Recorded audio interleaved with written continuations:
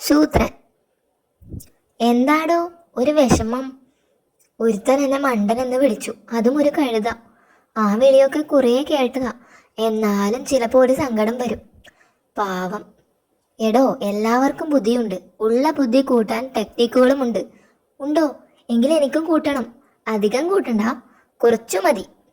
തമ്മിൽ തമ്മിൽ ബന്ധമില്ലാത്ത കാര്യങ്ങൾ പറയുക, അതാണ് ബുദ്ധി കൂട്ടാനുള്ള ഒരു വഴി. ഒരു വാചകം പറഞ്ഞാൽ തൊട്ടു പിന്നാലെ പറയുന്നത് അതുമായി ഒരു ബന്ധവുമില്ലാത്ത വാചകം ആയിരിക്കണം. റെഡിയാണോ? ആദ്യം ഞാൻ പറയാം. ഇന്നലെ ഞാൻ മൂങ്ങവൈദ്യരെ കണ്ടിരുന്നു. ആണോ? എന്തിന്? അല്ല, വേറെ വാചകം പറ. ഓ, അത് ഓർത്തില്ല. ശരിയാ, മരപ്പൊത്തിൽ ഈച്ച കയറിയല്ലോ. പക്ഷെ കാലത്ത് വ്യായാമം വേണം. ഇങ്ങനെ വിഷയം മാറ്റി മാറ്റി പറഞ്ഞാൽ ബ്രെയിൻ കൂടുതൽ വർക്ക് ചെയ്യും, ബുദ്ധി കൂടും. അതായത് ചക്കക്കുരുവിന് കണ്ണും മൂക്കുമില്ല. ഹിഹി. ചക്കക്കുരു. ഓക്കെ. പാലിന് കറുപ്പു നിറമല്ല. ഉരുണ്ട കല്ല് നന്നായി ഉരുളും. കുളത്തിൽ ആമയും തവളയും ഉണ്ട്. ഹിഹി. കടിയൻ.